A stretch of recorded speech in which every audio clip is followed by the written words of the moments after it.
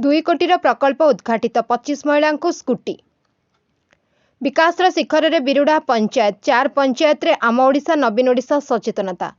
Nayagarh block अंतर्गत बिरुड़ा ग्राम पंचायत रे आज आम ओडिशा नवीन ओडिशा कार्यक्रम अनुष्ठित होईछि।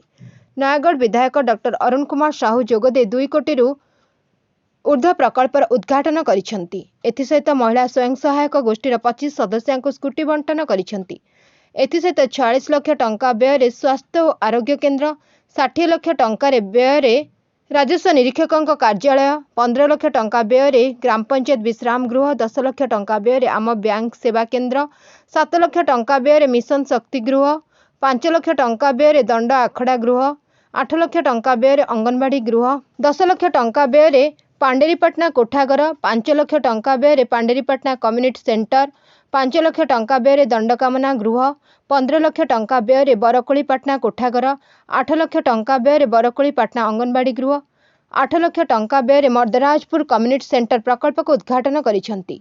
बिरुड़ा विद्यालय पड़ियारे अनुष्ठित आम ओडिशा नवीन ओडिशा कार्यक्रम में मुख्य अतिथि डॉक्टर साहू बिरुड़ा पंचायत राज्यर एक अन्यतम आदर्श पंचायत बोली कहितले। बिरुड़ावासी प्रत्येक पदवी पर महिला को निर्वाचित करी सारा देशर दृष्टि आकर्षण करिसेंती। राज्य सरकार एही पंचायत को यथेष्ट गुरुत्व देउचंती। धवलेश्वर मंदिर पर 5T रूपांतरीकरण योजना रे 60 लाख टंका मंजूर होईछि। एहा उक्त पंचायत पर एक गर्व गौरवर कथा बोली विधायक कहितले। एही कार्यक्रम में अन्यमानक मध्य जिला परिषद सुभाष चंद्र कंवर, सरोज रणसिंह, अजित प्रसाद साहू, आम ओडिशा नवीन ओडिशा जिला संयोजक गंगाधर पंडा, केन्द्र समवाय बैंक सभापति रविंद्र कुमार साहू, सरपंच विष्णुप्रिया स्वाई, समिति सभ्या शुभलक्ष्मी साहू, बीडीओ पद्मचरण साहू, तहसीलदार राजेश कुमार स्वाई प्रमुख उपस्थित रहितले। एथिसहित नयागढ़ सदर ब्लॉक अंतर्गत शरणकूल, बड़ पंडुसर, चंडीबस्त पंचायत रे आज आम ओडिशा नवीन ओडिशा सचेतनता कार्यक्रम अनुष्ठित हो जाइछि।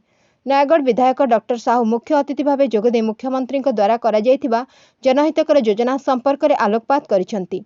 यह सहित आम ओडिशा नवीन ओडिशा योजना द्वारा ग्रामांचल भित्तिभूमि विकास, जगन्नाथ संस्कृति को उज्जीवित करबा पई करा जायथुवा प्रयास संपर्क में आलोचना करिसेंती।